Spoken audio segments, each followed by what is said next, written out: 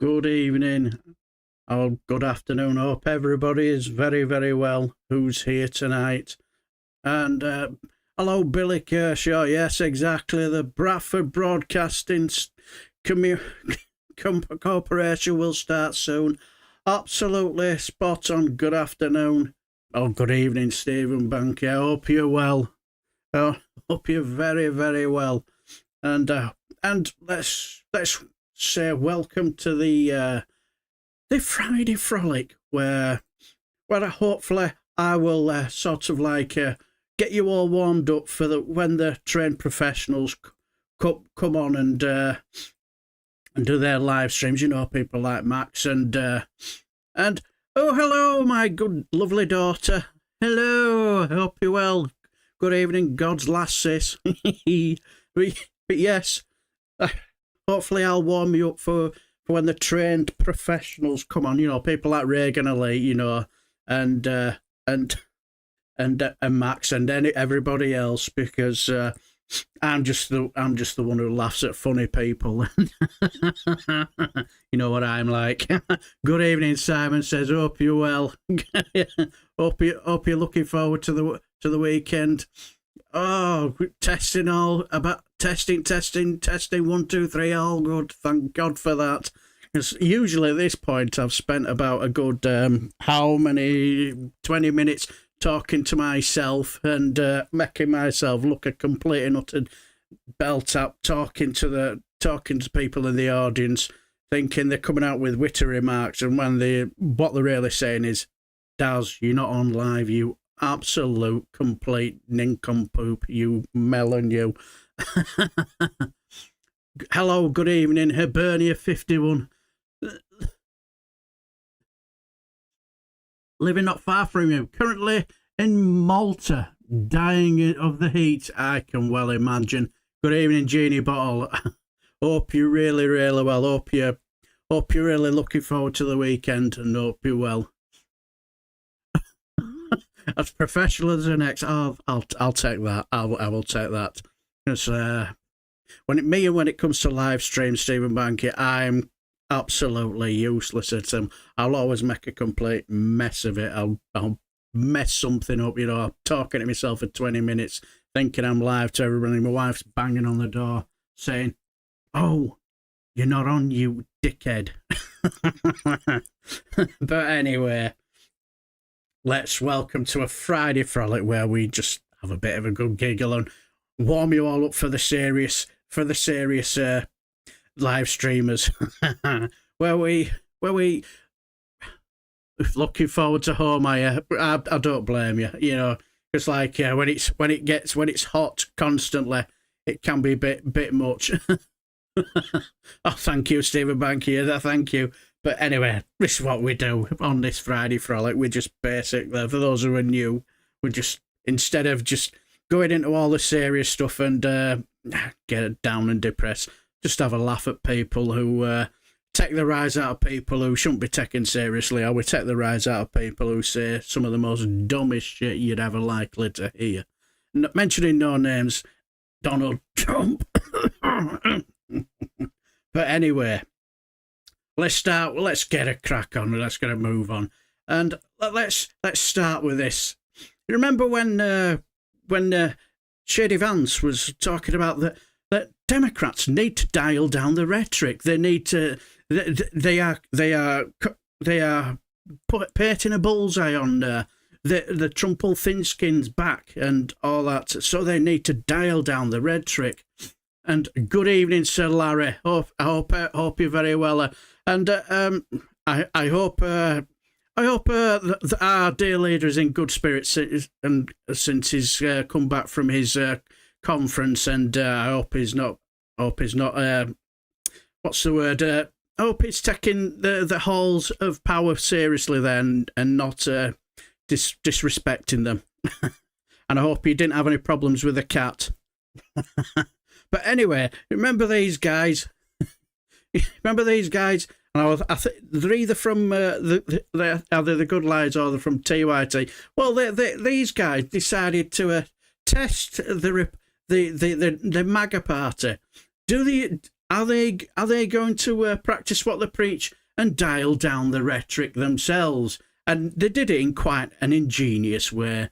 Sit back and enjoy. So we've got some signs here at the Trump rally. Everyone's talking about toning down the rhetoric. We also have some other ones like I hate Taylor Swift, some other things Donald Trump has said. So we're going to see which ones are more popular with Trump supporters here. Hey guys, we're giving out free signs. We've got tone down the rhetoric, and then we've got... Which one do you think they picked? Clearly they all picked tone down the rhetoric because they agreed, didn't they? Lock up Kamala. You want to lock up Kamala? Yeah. Or could you want to tone down the rhetoric sign? Yeah, that's no. Down. You want to lock up Kamala? Lock up Kamala. Yeah. Okay. Not the tone down the rhetoric? No. Tone down the rhetoric is one of them, and then we've got they're eating cats and dogs, which is the unfounded claim that Trump was saying. You want that one? The cats and you want they're eating cats and dogs? Yeah. There hasn't been any proof of that yet, but he did say it at the debate. Tone down the rhetoric. See, that's the one that's a hard sell. That's a hard sell? Yeah. Why is it hard? Turn up the rhetoric. We have I hate Taylor Swift. Yeah, that's good. That's the one you want? Yeah. Here you go. Yeah, I think it was 50 though. But you don't want to tone down the rhetoric? We thought the tone down the rhetoric was going to be the popular one, but people wanted they're eating cats and dogs, which is like kind of like crazy rhetoric. Do you want to tone down the rhetoric one? No, she wants to. You don't want to tone down the rhetoric one. Okay. Here you go. I don't know. I think we might have given away the last Taylor Swift one. I'm so sorry. Oh yeah. Would you rather just tone down the rhetoric? You don't want to tone down the rhetoric? Oh, okay. I want to lock up Kamala and a tone down the rhetoric. Really? Yeah. You want to lock up Kamala and tone down the rhetoric sign? Yes. Okay. So tone down the rhetoric. Okay. But then what were you saying about Kamala?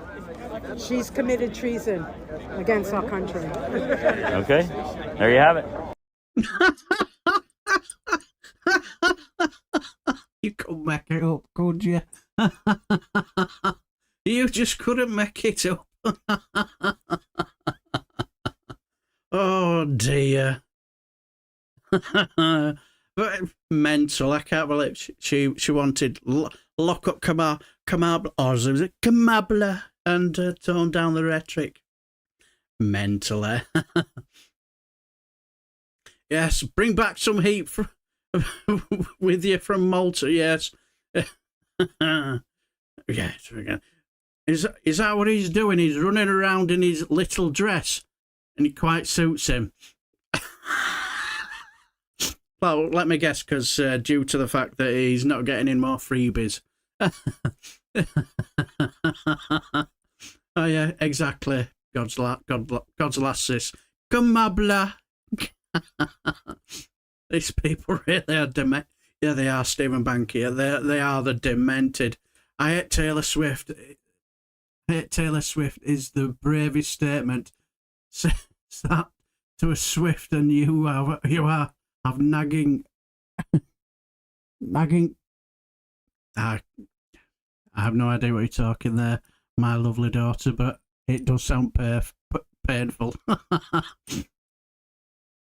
How he didn't get, yeah, exactly, Billy. Yeah. Superb how he didn't get sussed, yeah. Either that mental, either Swift is really mental. It's not something that I've come across, Manche. It's not something I go looking for, you know, because I'm not really much into Taylor Swift music. I remember once I were on Politics Social and somebody asked, what's your favourite Taylor? Asked everybody, what's your favourite Taylor Swift? So I went, huh?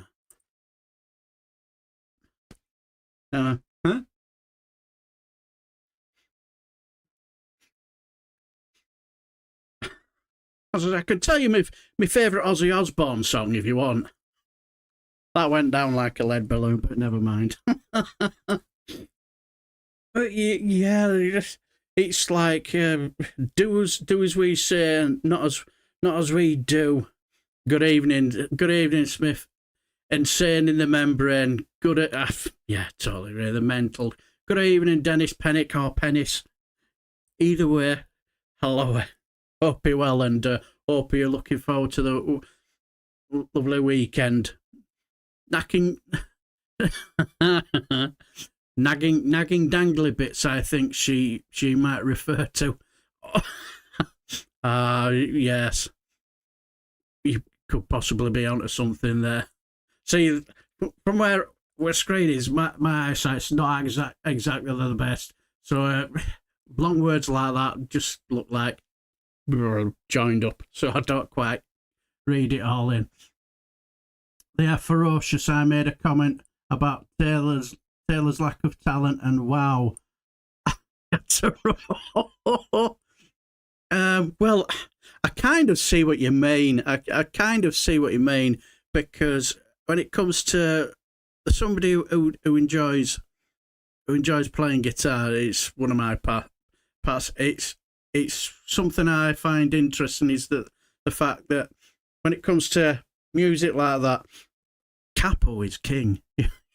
They just play basic major chords like that with the odd minor and the bar chord with a capo on as well, and usually I've sat there and yeah, that's D major, yeah, that's E major, that's an F, you know. So I kind of get where you're coming from, but you know, if that's what they like, it's what they like, in it. Bird's Nest and Rat Fest, that's a cracking name, is that? They're dressing kids up like as Brittany and Taylor count as grooming. Oh dear.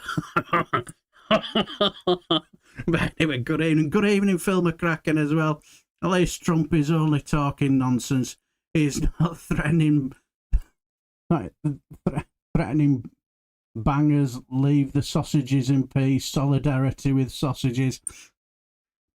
Exactly. Leave the sausages alone.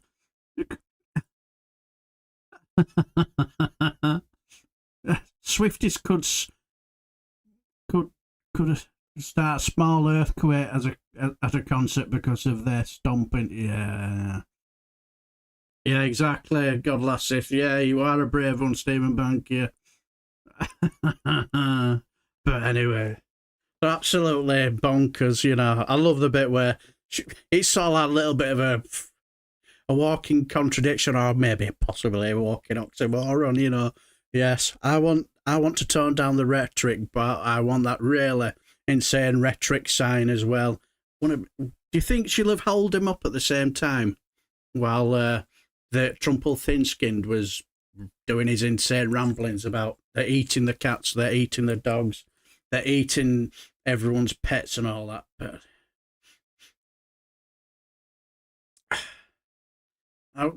so this, as it popped the ball. So we've got some signs here at the Trump rally. Yeah, everyone's talking about toning. Shut up.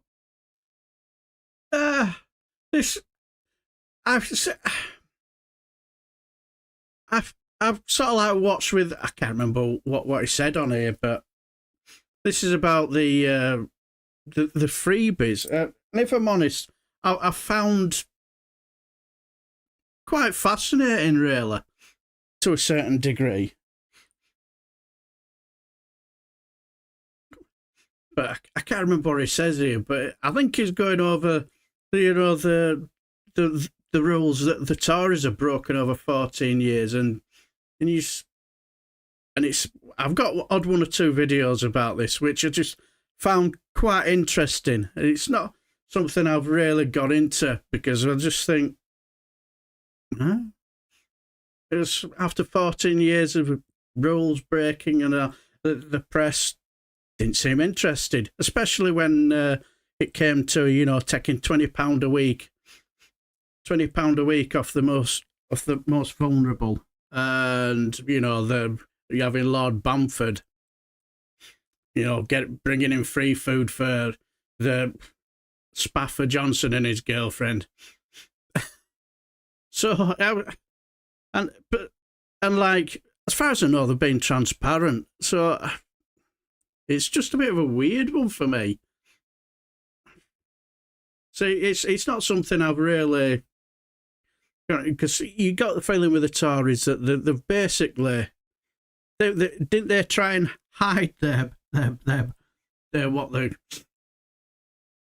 they try and hide their transgressions and all that sort of stuff. So, but I just found this, and if I remember rightly, I found it interesting. Do I come on air with my carefully polished pins and burst the balloons of balderdash that have been inflated by almost everybody else in the media? Or do I ignore the balloons of balderdash on the perfectly reasonable grounds that they're full of balderdash? And I don't know the answer to that question. Should I be talking about it at all? Am I only talking about it because the balloons of balderdash have been so successfully inflated? But isn't that a reason to actually come on air and pop them with my carefully polished pin?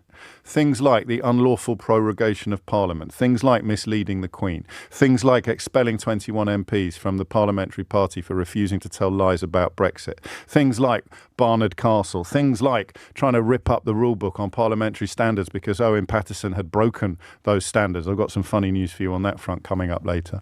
Things like having a Prime Minister found to be in contempt of Parliament and running away in disgrace before his own constituents could hold him to account. Things like fibbing or desperately trying to cover up the receipt of £112,500 worth of home decor, a figure that exceeds the sum total of what Keir Starmer is supposedly on the hook for now. Getting your own dinner delivered to your own home during COVID, having more offences committed at the address of 10 and 11 Downing Street than at any other address in the entire country, despite the fact that you were making the laws that the rest of us were required to absorb, throwing huge parties, drunken bacchanals, while the rest of us couldn't even attend the funerals of family members if we weren't part of the very, very tight inner circle. That's 10 things. That's 10 things without looking down. But Keir Starmer received some free clothes and some football hospitality and some glasses. Oh, and they didn't realise they had to declare his wife's dresses. I think the reason why he didn't declare him was because I think he took a fancy to himself today. So Awasaki, I think he's been wandering around the hallowed halls of number 10 wearing that dress, and I think he's probably still wearing it now.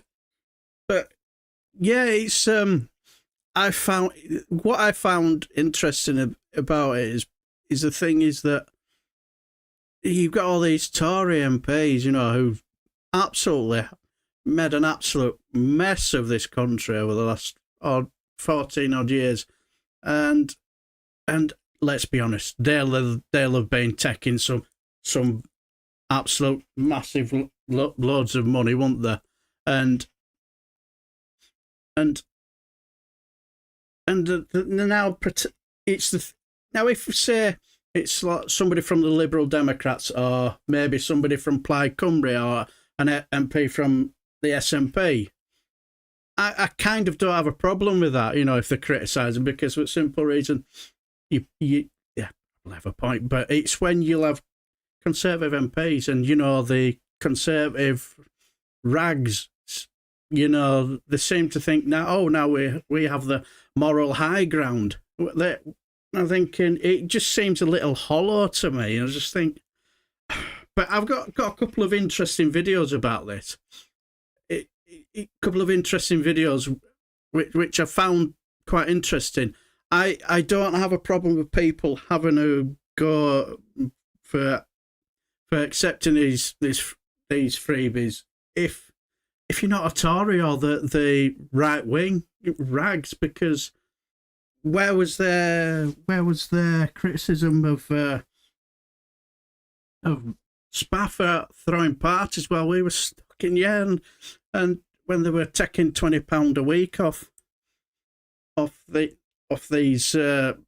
most vulnerable people, and and Therese Coffey was having the time of her life, and all you got from these right-wing rags when he's caught in this lie, he was ambushed by a cake. You just think, really, now you think you have the moral high ground to attack a Labour Party that's only been in power for, is it 11, 12 weeks on stuff like that? I just think that's my view on it. If I were honest, I think they should. I think they should basically throw one back at them and say, "All right, then, you're not basically angry with us taking free stuff. You're basically angry at the rules of getting these free stuff. Why don't we go into Parliament and pass legislation where we do away with accepting gifts whatsoever from everybody. And if we get it through, any Conservative MP that votes against it, I hope you, all you right-wing rags, name and shame them for voting against this legislation to do away with free gifts and stuff like that. I bet they won't be happy with that. It's like we all saw, what they call her, Kemi Badenoch, you know, when she was talking about how working class she is.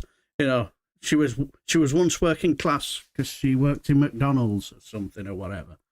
And then, I can't remember who it was, Andrew Neil, or I know it was somebody who brought up all these tickets that she was getting, and soon changed the subject, didn't she?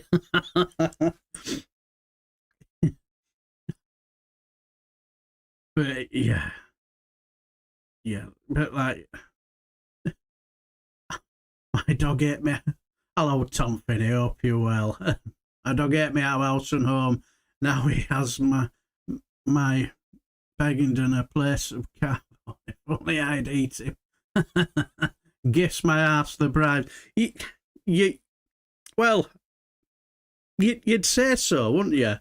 Because, like, why would you give people in government money?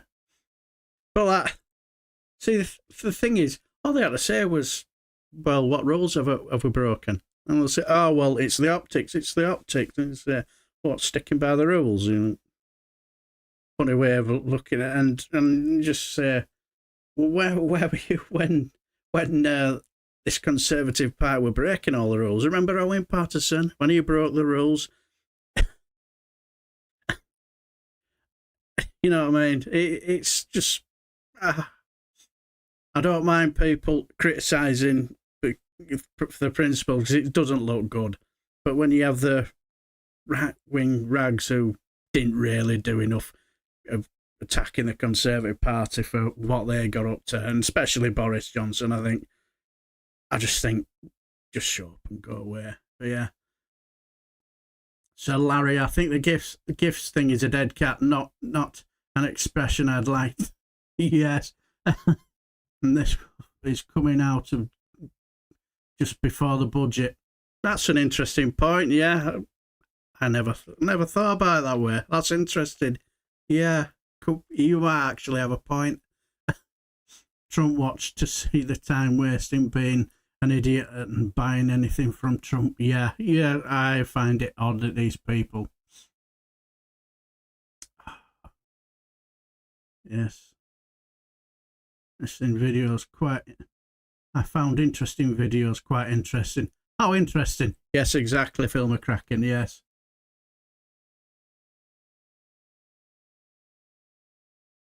Yeah. Yes, Sir Larry Badenoch was working ass. Did I hear that correctly? Did I say working ass? Now yeah, you've put a... Oh, you put a thought in my... Oh, no. I'm gonna... Well, if I said working class, I do apologise. I meant to say working class. Chemical Badenoch used to be working class. Now she's middle class, but always a class ass. Yes. Close work, sure. Glasses, sure. Free tickets to Taylor Swift or a director's box at Arsenal. That's not working, really.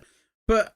yeah, see, the thing is with the Arsenal one, as somebody who goes to watch football, I won't want to sit in a director's box. Not for me. And if it's going to be quite costly having security guards and all that, yeah, and it's not as if he's going to do anything for Arsenal. What's he going to do for us? Deduct Man City 30 points for wearing a horrible footy shirt. So who knows? But I watched with avid interest with all this hoo-ha about these free gifts when they've not exactly tried to hide anything. And I've got one cracking video. Yes, exactly. Nasty thought about Badenoch. Yeah, thought bleach required. Good evening, John O'Sullivan. Hope you're well. But yeah, I just yes. We all remember Basic Instinct, don't we? Let's well, remember the Sharon I've forgotten her second name now. Is it Michael Douglas? And they did the Basic Instinct. Well, clearly they got the influence from an early day Basic Instinct from the one and only Harry Enfield. Instinct, starring Margaret Rutherford. I'm John Corrigan. I'm an assistant policeman, Miss Tremel. Sharon Stone, thank you. And I'm his assistant, Miss Tremel. It is Miss, isn't it? It most certainly is.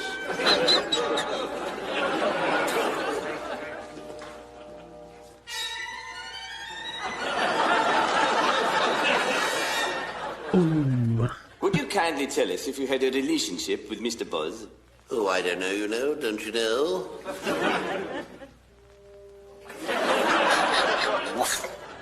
I had rumpy-pumpy with him for a year and a half. I did so enjoy my rumpy-pumpy with Mr. Buzz. It gave me such pleasure. This is a no-smoking room, Miss Tremel. Miss Tremel, have you ever taken drugs? Occasionally. Have you ever taken drugs with Mr. Buzz? Certainly. What kind of drugs? Pepto-Bismol for the Dicky Tummy. Have you ever tried post-Dicky Tummy rubber puppy on Pepto-Bismol? It really is far from pleasant.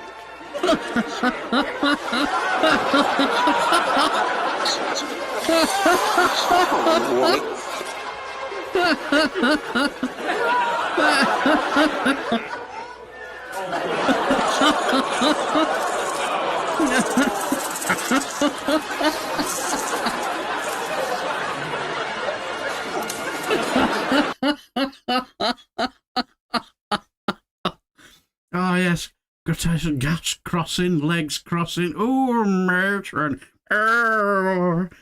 Yes. Oh yeah, I totally agree. Harry Enfield. Oh, it was just so hilarious. Instinct, starring Margaret Rutherford. Yeah. I saw that. I fell out my computer chair, giggling away in hysterics. Oh. Remember the two builders who could put a whole school in a day?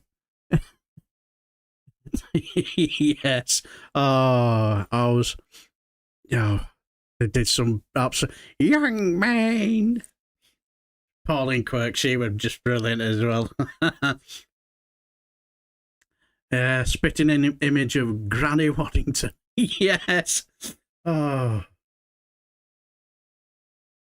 Has anybody watched this? I've forgotten who it was. Yeah. Mehdi Hassan embarrasses Elon Levy in a debate about hostages. And it's... Now, I can't remember where I watched it, but I actually watched the whole debate. And it was quite interesting. Because, let's just say, the Elon Levy, I would say, quite really embarrassed himself. It's like that. What they call him, Mehdi Hussein. He is very, very good at debating, isn't he? He's very, very good. Yeah, good evening, Eric Davison. Hope you're well. Yeah, I think that's where I probably watched it. Yeah, that's probably. I think that's where I saw it. Yeah, with Vosh as well. I watched with avid interest because I saw little snippets of it after. Well, I saw this and I thought it was very interesting.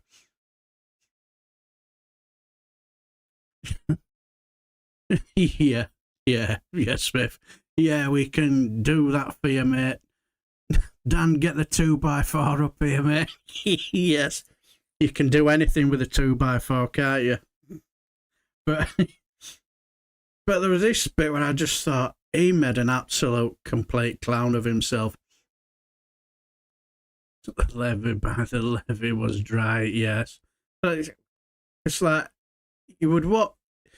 It was an interesting debate, to say the least, but here's a minute or two of it where Elon Levy just made it completely. Good evening, Killer Morrisophy. Hope you're well, and hope you're looking forward to the weekend.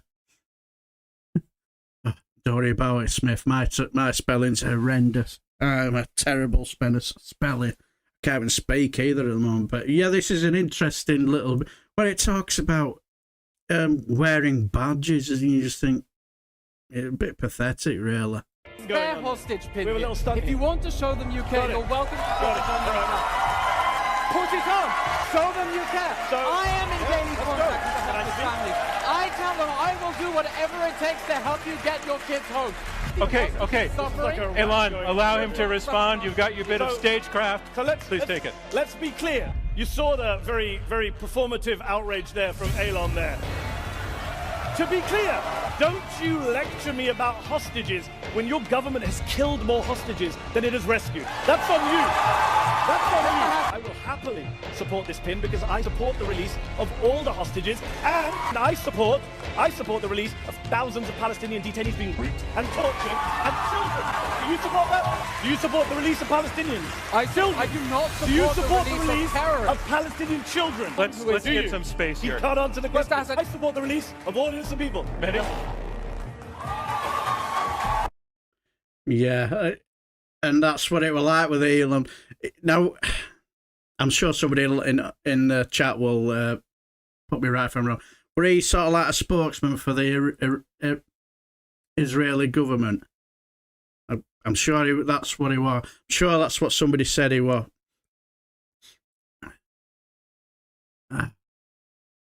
Yeah, but yeah, that's who I think Elon Levy is. He was just, but yeah, when it says, do you support the release of the Palestinian children? And he couldn't even say that, could he? I do not support the. But yeah, he couldn't even support the release of Palestinian children that are being held prisoner. He was just a horrible individual, and I've not. But I did, like as I say, I did watch the full debate, and it is just a horrible. Yeah, I'm saying I don't blame him either, Smith.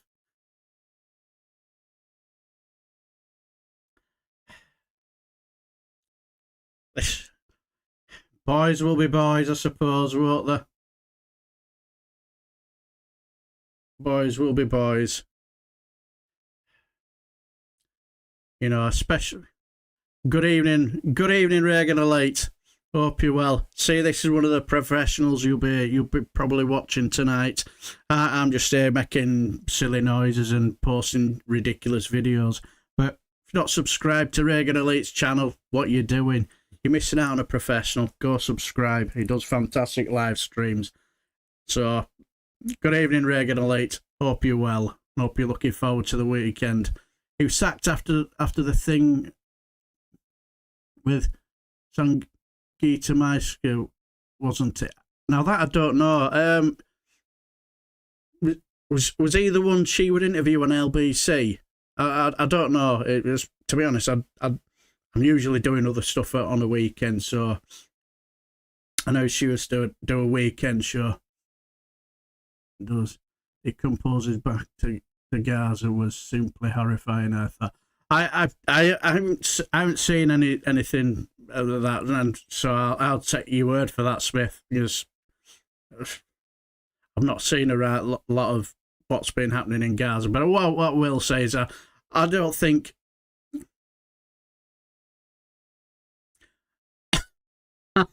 You make weird noises, Dad. That's my brother's fault. That's my brother's job. Yes, it is.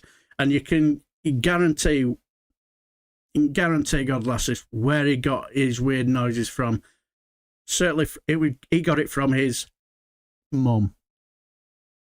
But all I will say is about Israeli government, I think they've done more damage to Israel than whatever Hamas or Hezbollah could ever do to them.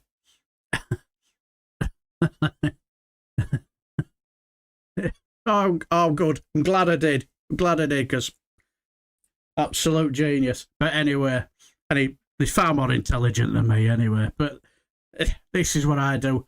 This is where boys will be boys. It'd have been something I'd have done if I'd have gone to the gym.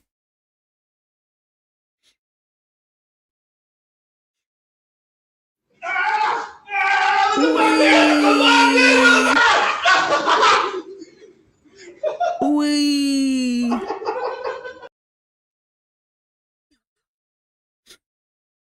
Yes, that's my juvenile sense of humour.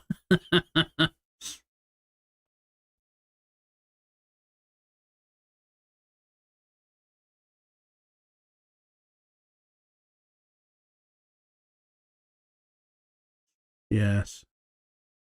We'll do anything possible to release it, except negotiate. Yeah, probably right.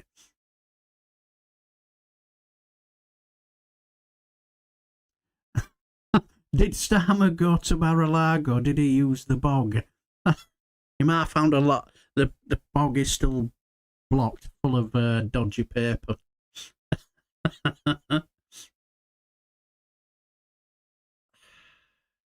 This is the Fox spin. This is just mental. This is just mental. And the other thing is regarding Jill Biden saying we got to wrap this up. Maybe she's saying that because she's running the country. Yeah, she was at the cabinet meeting on Friday. She was at the head of the table. Here's a picture of her. And I was watching Fox and Friends Weekend, and I turn on the TV and I see her at the end of the table. I'm like, where is he? Why isn't he at this meeting? Yeah, there she is. Miranda Devine writes, who exactly is running the country? Certainly appears to be Jill Biden and not Joe Biden. And it goes to the overall question, who's running things and why is it not been asked about the concealment of Joe Biden? Everybody saw what happened on the debate. And the other thing is regarding Jill Biden. Now, from what I can gather, it was something that was dear to her heart, that she had probably more skin in the game than Joe Biden. So wouldn't it be more appropriate that she took over this, whatever, I've forgotten what it was. It was something to do with women's rights, if I remember rightly, off the top of my head. I think now I have a funny feeling if he'd have taken over, wouldn't it have been at risk of a bit of mansplaining? And I don't know, but I think they're just looking for anything out, weren't they? Really, they're absolutely bonkers out there, absolutely off their chomps. But yeah, we all recognise this wonderful, talented individual. Narine Skinner, tribute to Liv Truss on the anniversary of the mini budget. She's just brilliant, as she always makes me laugh. Yeah, every first lady gets an issue to champion. That's why she was there, and what she was talking about. Yeah, Mrs. was well, Blowjo's Mrs. was running Westminster. That she was. Absolutely. Yeah, it's just desperation. But we all love Anna Rainskin. I think she's just brilliant. I love her. I think she does a fantastic Angela Rayner impersonation as well too. But yeah, she is. She's a brilliant comedian. Absolutely fantastic. Speaking of comedians, I don't know if you watched the video of the wonderful Jane Godley. Oh, that's such sad news. That is really, really sad news. And I just my absolute respect and love for her. And to be honest, I got a bit of a lump in my throat when she was in afterlife care, and I just think respect to that fantastic lady, because she's done some cracking videos taking the rise out of all these no marks like Tommy Ten Names and Nigel Foghorn of Ignorance. And when she's shifted off this mortal coil, as they say, unfortunately, she'll be a sad loss, and respect to the young lady. But anyway, let's get to this fantastic comedian. She's hilariously funny. Stop all the clocks. Prevent the dog from barking with a juicy bone. I was my north, south, east and west. I have no doubt I was the best. This is a tribute to the one I love the most. Me, Liz Truss. 10 things I love about you. A. I love your judgment even when nobody else backs you. 1. I love how you shook the Queen's hand really hard and she fell over after. C. I love your beautiful, vacant smile. 5. I love how loyal you are to Maggie Thatcher and your good, honest friend, Trump. L. I love how you never did anything wrong. It was Tony Blair, the OBR and the deep state. 6. I love how you care about important matters, growth, novelty hats and dairy products. And finally, the last of my 10 things. 9. I love how you did more for Britain in 49 days than the Luftwaffe managed in 5 years. What work ethic! Wow. Wow, thank you, Liz, for such a touching tribute. Except there's one problem. Like interest rates under Rishi Sunak, I'm going nowhere. Oh.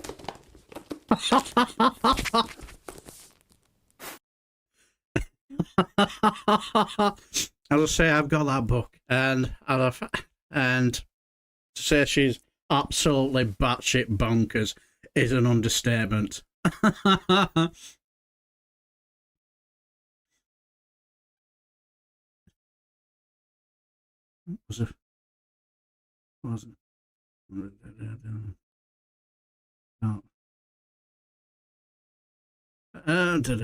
No. I haven't seen Tansky's. I didn't really look in the comments below. I just basically just watched the video, and I just felt it was just so sad, you know. But I just thought it was so sad, you know, and it was a nice tribute to the NHS. You know, people have looked after her, so as I say, Jane Goodall will be sadly missed. She'll be sadly missed. But brilliant tribute to our Liz Truss. And if Liz Truss did another video, it wouldn't be that far from the mark, would it? Yeah. Practically blame Nicola for Jane's cancer. It's taken down now, but it was out of order. I will never watch anymore. Super nasty. Good evening. Good evening, wake up and smell the rose. It's horrible action from so-called Super Tansky about Janie Dane. As I say, I've not read it, so if that's the case, it's out of order, you know. There's a time and place for everything, and so it's a bit of a low bar, is that? But anyway, from one comedian to another.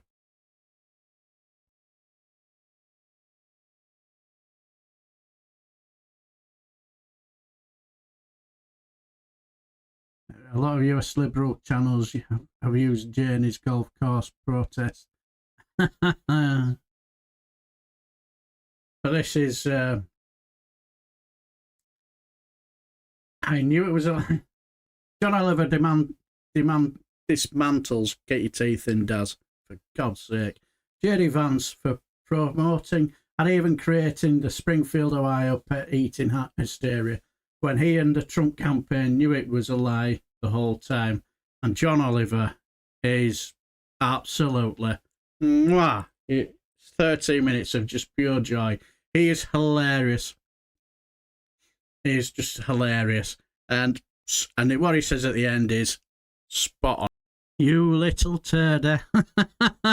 But I don't know if there's any people living in America who, but from my understanding, before the actual game, Springfield was dying. It was on its arse before it was on its arse before these immigrants came into work. Yeah, you're not wrong, God's lasses. Does seem like Trump and Vance talk more than the toilet. Yeah, you're absolutely right. But as far as I'm concerned, from what I've heard, Springfield was on its arse. It was dying. They were struggling to get people to come into work. But yeah, exactly, Reagan, a nasty little cheat. But anyway, genius. He's work, done it. He goes, this clown actually believes it. Anyway, good evening, good evening. Yeah, you all have really exotic Nepal. Yeah. Sorry if I butchered it. I'm terrible. With all these vowels and stuff like that. Good. Yeah, they were invited actually. And hello, my friend Alistair Kane. Hope you're well. Glad to see you join us. Hope you're well. But this stuff works, doesn't it? You can tell the reason why he loves the poorly educated. They might have emigrated, you silly sausage. But you know, they do tend to emigrate, don't they? And absolutely, yeah, I totally agree. Every sad and powerful statement. Bravo. But let's. Good evening, Stephen Binning. I did see your comment. Good evening. I retired from my civil service job after several years. I feel better already and energized and excited. It feels good. I'm glad.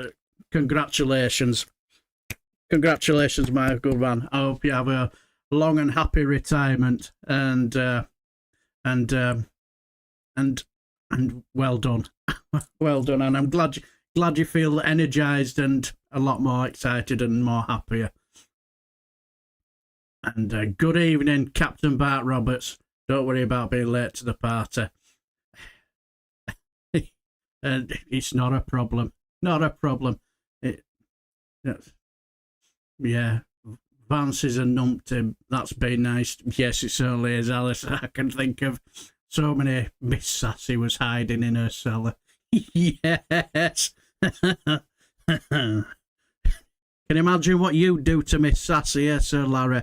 Don't comment on that. I don't want to know what you do. But yeah, good. Yeah, I'll absolutely. That's okay. Yeah, just gaslighting big time. That's all I have, really, innit? That's all I have. But John, I thought what he said at the end was spot on. Absolutely spot on. You know me, always like, you know, this is a great soccer mummy. Yeah, sadly the policy on Palestine is appalling, yeah. Yes, that's shows you, Alistair, I'm a terrible shill. I don't say it often, you know. Yeah, hit the like button, subscribe, help fight the algor. I'm a terrible shill. You're very right there. Totally agree. Thank you, Alistair. Thank you. But this is the Liz Truss and the management of the economy. Liz Truss. This is quite funny. This is quite funny. This person is going to give this person is going to try and feed this frog a juicy worm. Please don't bite me. Please don't bite me. Just know you're gonna bite me. You're too big. You died.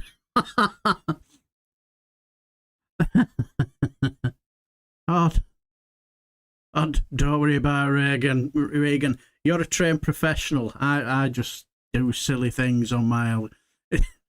Don't worry about it. You've got the important work to do, so don't worry about it, my good friend. No doubt I shall. No doubt I will be. I will be watching. I'll be watching your live stream late when it starts.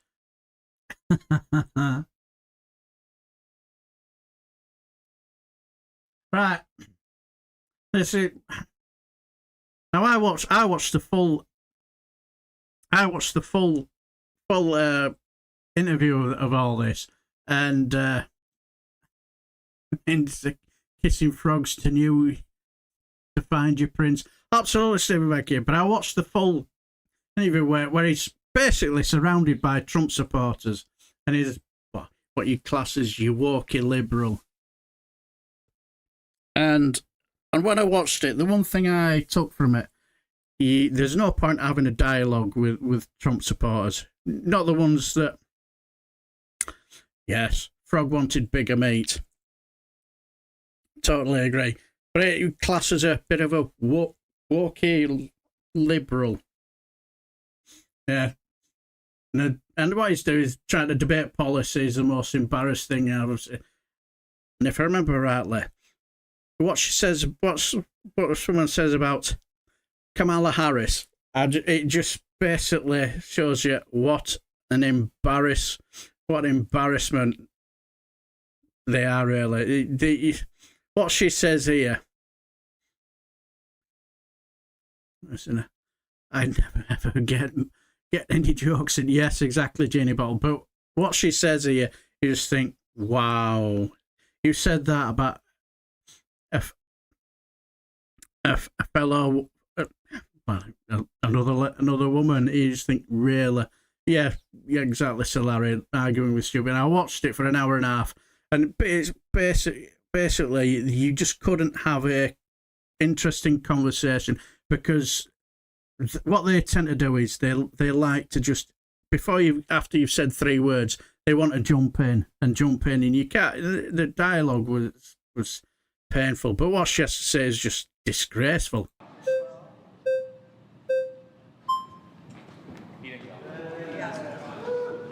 No, it's not the woman. Welcome down. It's not the woman. It's not the woman. But this guy makes an absolute clown of himself now.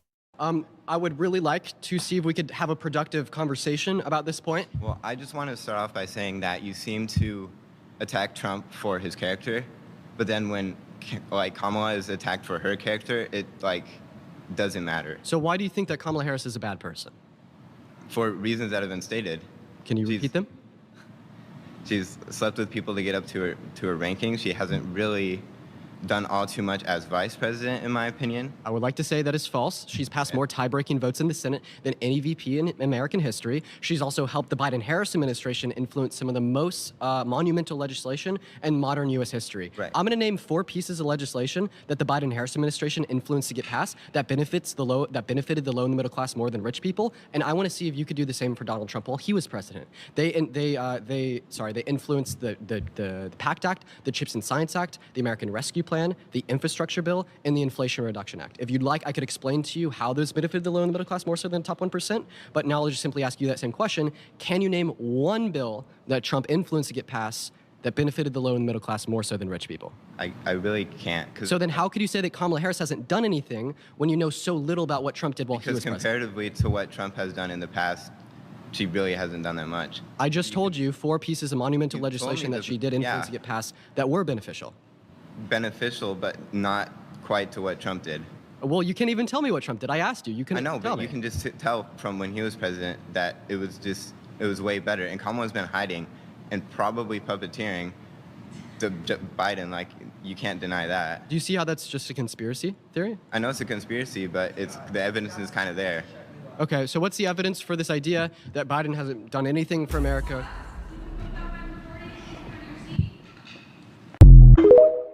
Yeah, I know it's a conspiracy theory, but the evidence is there. What? But yeah, I think what they did was, they were all Trump supporters, and they were all that he set the statements, and they jump in and have their debate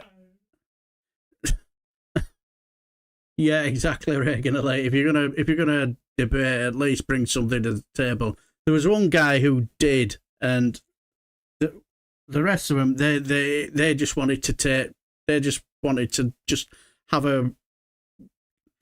say as much as they want, and nonsense, and then it was supposed to be in a debate. He would listen to what they have to say, and then as soon as he gets 3 words in, they'd want to jump in, and because they think, oh, I've only got a certain amount of time, I'm going to get my bit. But the thing is, the one who did the best argument, if he picked the one who tested him the most, I think he either got a 10 to 15 minute dialogue between the two. And the one guy, where he brought in an interesting question about, they're talking about Donald Trump's past, and he said, well, what about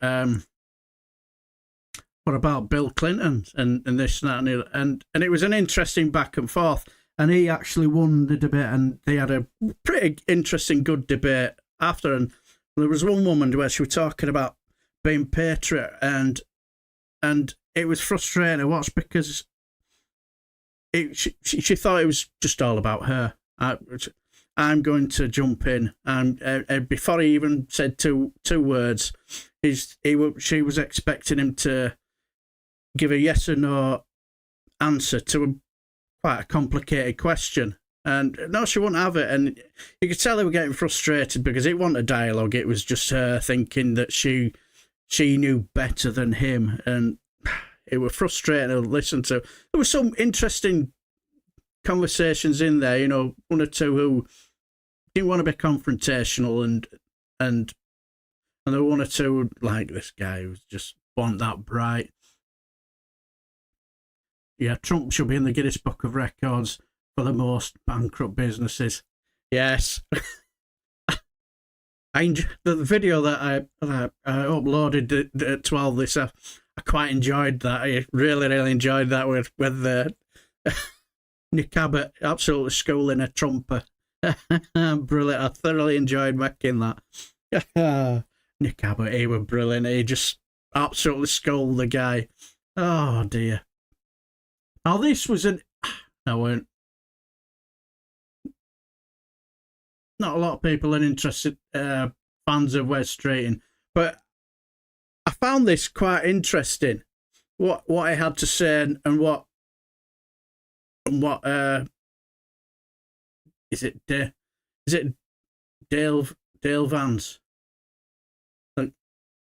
Yeah, Dale Vance. Where they were talking about don't accepting donors. What he had to say, and what they both had to say was quite interesting. It's not something I'd really considered a thought of, and I thought, not sure the country would go for this, but it was an interesting idea. Well, I think it's about transparency and accountability. So on political donations, of course, especially when you're in government, you have to make sure that you're behaving in an ethical way. But what I don't think we say enough in this country is that people who give to political parties to fund our politics are showing the same philanthropic spirit as people who give to charity. I think it is actually a noble pursuit. I think it is a good thing to do. The alternative is taxpayer funding of political parties, and I think taxpayers want their taxes spent on public services, not spent on politics. Some people would completely disagree with that, though, right? They might say, look, if you're giving to a homeless charity or something, then that is for all the right reasons. And a lot of people, they would say, actually give to political parties for influence.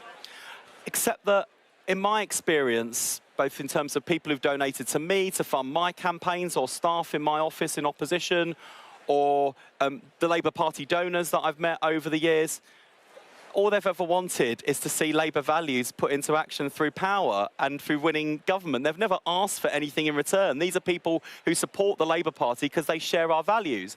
And what the Conservatives tried to do at the last election was increase the spending limit because they thought they would raise the money and we wouldn't. And instead we put a huge effort into building support from a really great team of people who donated their money in the case of financial donors, but their time as Labour members to do something which is noble in our in our country, which is politics and democracy. And I know it hasn't felt like politics has been a noble profession in this country for some time. I was elected in 2015. I feel like I've lived through some of the worst chapters in British political history, but I still believe with the same optimism that I felt 20 years ago when I first came to to Labour Party conference, that politics is a force for good. And politics is a force for change. And I think we will show that through our actions during this Parliament, not simply our words. Wes talks a lot of sense, and I think it needed saying that, you know, if we have a system in our country, and we do, whereby politics is funded by donations, then we have to accept that it's a good thing to do. And if it isn't a good thing to do, we should fund it publicly. I think it's wrong when people give money in order to buy influence and to get something back. That doesn't happen in the Labour Party, in my experience. I've never asked for anything, never been offered anything. And I think Wes is right. We have to stand up and say, listen, donating is OK. It is a public service because our politics is funded by donations. Interesting. It's something I never really considered the thought of, you know. When he talked about, you know, funding political parties through his taxes, I thought, oh, I'm not sure the public can go for that. And like said, Dale Vance, in his experience, never asked for anything. But I'm thinking, well, why are you giving money to political parties? So it was just an interesting interaction that would. Yeah, absolutely sounds a complete whack. Yeah. Yeah, he was. Good evening, Ted Boy. Hope you well. Kind of want Drumfuck to win. Let's face it, he was hilarious last time around in a throw your toys out the pram kind of way. The other trouble is, I don't think it's changed since he lost. When he went from winning to losing, I don't think it's changed ever since. But what I will say is it me or does he look as though he doesn't really care anymore? He doesn't look as though he wants it, does our Don Mussolini. He just looks tired and worn out, and he looks old. But yeah, I just found that little bit with Wes Streeton and Dale Vance interested. I thought, I don't think the public will go for funding political parties through his taxes. So interesting. No, it was just an interesting interaction. I found this interesting for two reasons, because it's talking about freebies, but the thing is, it's not exactly executive journalism, really, when you can just look it up on, you know, as easy as where they've got the freebies from when they've been transparent with it. This was a funny interview because quite clearly this guy got under Kay Burley's skin. That's so funny. They didn't tell us that the Prime Minister's wife was going to take freebies until they had to.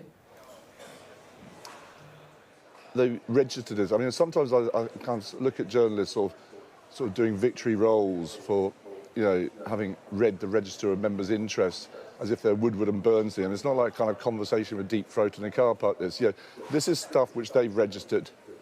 I think perhaps, again, it could have been better handled. There could have been a clothing allowance for the Prime Minister and his wife paid for out-of-party funds rather than a gift in kind from a particular person. But again, this is optics. And, you know, people are drawing this false equivalence. And I think there's a lot of genuine irritation here in Liverpool that people are sort of drawing equivalence between taking £5,000 for dresses so that you can look professional and good in election and not be criticised for what you're wearing, because she certainly would have been if she wasn't, and hundreds of millions of pounds handed out to your mates in PPE contracts. Yeah. What's that? I said her husband's a millionaire and she works for a living. She can buy her own frocks. He's a millionaire because he owns a house in London. I don't think actually they're rolling in money. I think they will be buying their own frocks or their own suits and their own glasses in future. But this, it's just like, people don't... Why is that, do you think? Because the optics... There's there's genuine frustration, maybe not in Liverpool, but certainly around the nation. There is genuine frustration that the Prime Minister and his wife and the Chancellor and the Deputy Prime Minister were taking freebies. that they weren't taking freebies off the taxpayer. They weren't using hundreds of millions of pounds of taxpayers' money to hand out PPE contracts to their mates. Look, I'll just say this with greatest respect. Which means it's not, but go on. And I broke a story about the last Labour government, about Bernie Ecclestone. That was, I think, genuine corruption. That was about a secret £1 million donation which changed government policy on tobacco advertising. Yep. This is about some frogs, and I think that journalists and the media need to show a sense of perspective, because if you draw equivalence between genuine scandals and this froth, I think, then you're not going to have the right words to describe the genuine scandals in the future. OK, I'll bear all of that in mind. Thank you for telling me how to do my job. Yes. I see, yeah, I totally agree, because it doesn't look right, you know, getting pissed off with the freebies, even though it's not against the... And exactly, they've not done anything wrong. And I would say Labour have not really helped themselves. All you need to say is just say, well, what laws have been broken? Well, it just doesn't look right. What not... But by not breaking the rules, you know. As I say, if you don't like the rules, then get angry at the rules. But if they've not broken any rules, why you attack? Especially after 14 years, I had Mrs. Starmer to auction the dress for the food bank organiser. Memory lapse. Yes. And peace corruption in my day was a new jag. Yes. $100,000 watch. Who is going to be dumb enough to buy that? Apart from the space Karen. Yeah, he probably would do and all. Did anybody listen to that interview where he did with Donald Trump? My God. Isn't he just... What a pathetic, slimy little snivelling weasel that Elon Musk. What an idiot. Slimy and snivelling little weasel. But see, the thing is, what I found interesting was I actually went into the comments section and I just wanted to watch, and my God, Kay Burley, she got some absolute roasting. I'll say good 95% from what I were reading. They were saying he would bang on the money, and they were giving her some slaver about it. So I just found that rather interesting. Yes, we all love this young lady. Matilda Thorpe, she's just brilliant. What I love about her, she'll get herself ready and she would, so she can look like your typical Tory. And she's just brilliant. But how to make a Tory speech? This is hilariously funny. Matilda Thorpe, genius. Let's just sit back and enjoy. Thank goodness it's the Conservative Party conference next week, so time, ladies, to work on your speeching. And who better to learn top Tory tips from than the top Tory toffs in the shadow cabinet and their predecessors. They will show you how to deliver an enthralling presentation. Tip number 1, you need to know your facts. This is, I think I need to have the figures. I've got different figures, so I think we just need to... And be flexible and adaptable. I know that people really care about, I do the interview, you answer the questions. Yes, of course, but I'm very keen to make sure that this is what my viewers want to know about. Be daring. Loneliness and the mental health crisis. Order! The right honourable lady has behaved abominably. And what about some light-hearted humour? And Ed Miliband is clearly scarred by his encounter with a bacon sandwich. You didn't write that, did you? I did actually write that. I think, it's good to have a light moment in your speech. Don't be repetitive. That is evidence. That is evidence. And lastly, end on a high note. Stand up and fight. Stand up and fight. Thank you, conference. If it's anything like last year, I can't wait to watch.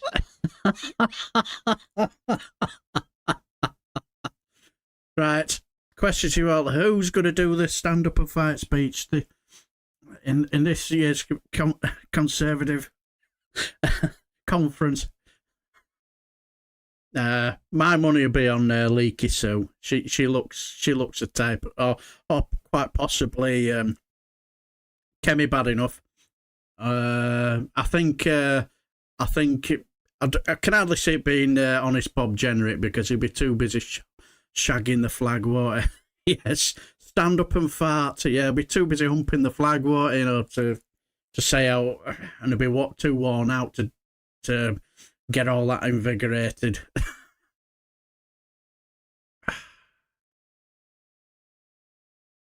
Good evening, or is it good morning for you, Cthulhu? Hope you're well. Glad to see you join us. Was somebody else? I'm sure there was somebody else I'd seen pop in. And that's it, yeah. Yeah, hello, Tony. Yeah, Trump looks defeated and deflated. Yeah, I've kind of noticed that. He doesn't seem to have the same vigour. Yeah, yes, exactly, Cthulhu. Hope you're doing well. Yes, totally agree. Captain Bart Roberts' speech was weird. It's what I love about, when you get this. Trump is just the gift that keeps on giving. Yeah, Trump is gonna win. What she does is just brilliant. I've been a little worried about President Trump. He's not doing well in the polls with women, but then last night a miracle happened. I don't know whether it was his wife or his advisor or Jesus Christ himself, but somebody spoke to him. Last night, President Trump put out a message directly speaking to the concerns of women. If you haven't heard it, I'm gonna read it to you. Women are poorer than they were 4 years ago, are less healthy than they were 4 years ago, are less safe on the streets than they were 4 years ago, are more depressed and unhappy than they were 4 years ago, and are less optimistic and confident in the future than they were 4 years ago. I will fix all of that and fast, and at long last our national nightmare will be over. Women will be happy, healthy, confident, and free. You will no longer be thinking about abortion, because it is now where it always had to be, with the state and a vote of the people, and with powerful exceptions like those that Ronald Reagan insisted on for rape, incest, and the life of the mother, not allowing for Democrats demanded late-term abortion in the 7th, 8th, 9th month, or even the execution of a baby after birth. I will protect women at a level never seen before.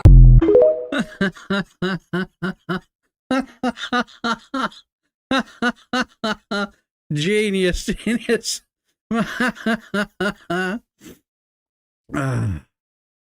Good evening, Scott. Oh, don't worry about it, my friend. Happens to us all. I do it all the time. I always have the best intentions. Yeah, I'll go watch that stream, and then I'm doing whatever. I look at oh fuck, I missed it, and I'm halfway through, just blasely, just waltzing, say hello like an idiot. My God, Love a Yellow reminds me of my ex. My God, Cthulhu. Oh dear. Let me guess, when it came to the arguments, earplugs in. Yes, I totally agree. Yeah, I don't think she's happy. Oh dear. But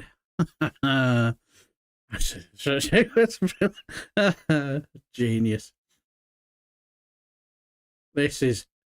We all remember this guy, where he trolls Trump supporters. This is genius. Absolute genius, because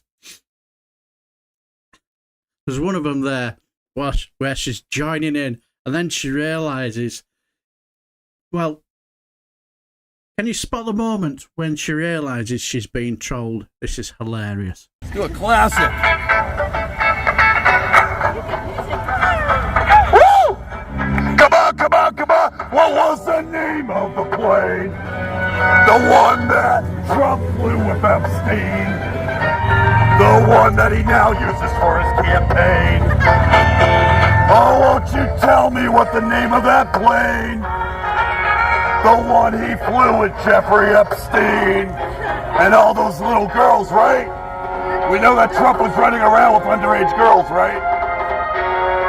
Yeah. Look at her funny face. It's just dawned on her. She's been trolled. Oh dear. Yeah. You can see that look on her face. She knows she's been absolutely trolled. Oh dear. On the Epstein plane. It's on the court logs. Trump was on the Epstein plane till the plane falls from the sky for you and I.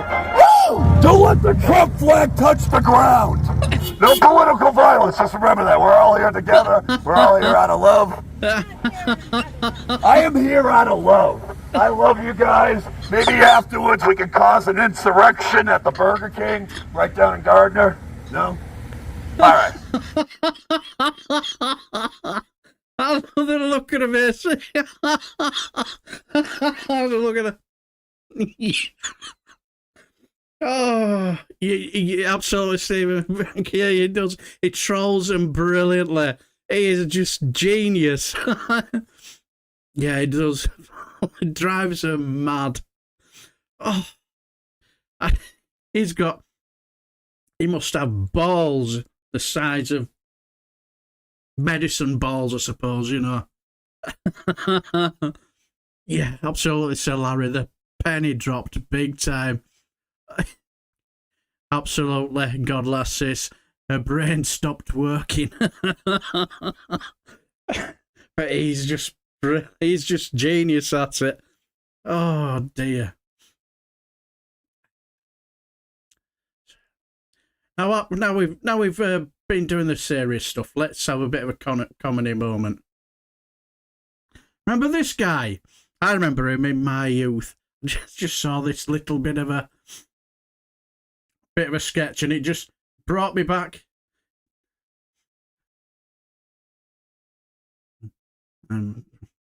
Yeah, just enjoy the rest of live Daily. Yeah, you same to you, Alistair. Thanks for stopping by, and have a good weekend, my friend. And hopefully see you soon.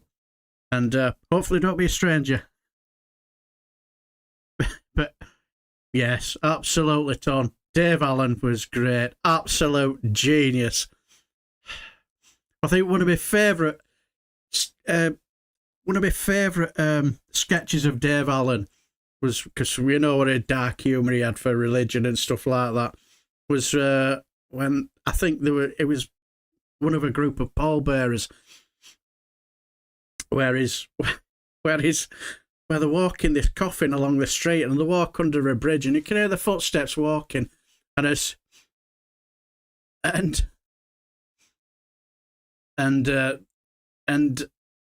they walked into this tunnel, you see the footsteps stops, and all of a sudden you hear somebody, "Oggy, oggy, oggy!" And I just bellied up laughing, because it reminded me when I was a kid, we used to go to Skegness with Mum and Dad, and there used to be a tunnel, and my dad, he was always one of these to encourage you to do something by telling you not to do it. And where we'd go, wherever when we were kids, he would say to us as we were reaching this, walking under this bridge, now kids, go screaming and hollering under that bridge, right? With that little glint in his eyes, if say, make sure you start hollering, and so that's what we always used to do. You bloody give up with that screaming! I told you not to do it. With that little twinkle in his eye. So I always remember this. But Dave Allen, genius. This is hilarious.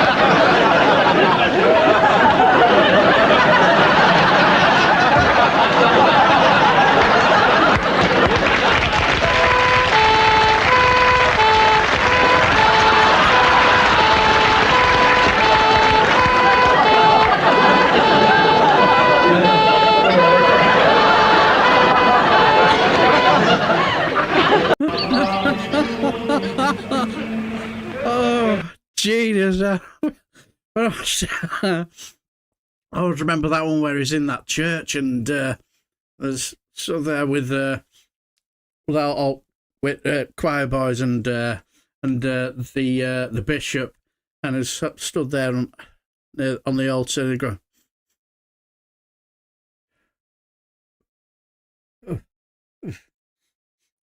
and he goes, looks under his shoe, goes to one of older altar boys and goes, and they go, no. And he says to younger choir boys, and he says, have you farted? He goes to Bishop, and he goes,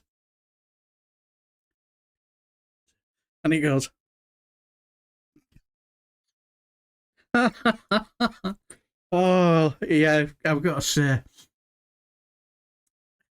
did he do a great Ian Paisley impression? I can imagine he would have done. I remember his jokes about religion. A Christian tells this atheist, you're like a blind man in a dark room looking for a black cat that doesn't exist. Oh. It's bad today. Don't worry about it, Cthulhu.